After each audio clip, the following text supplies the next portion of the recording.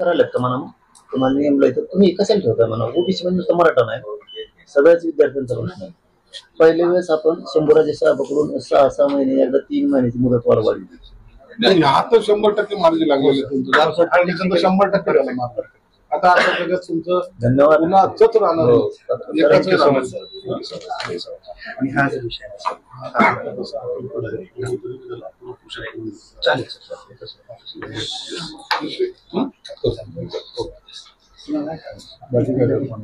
बरी एवढे 2 विषय घेऊन टाका झाला. एक तर 100% माहिती हे झालं आता केला 3 विषय होते ऍक्च्युली.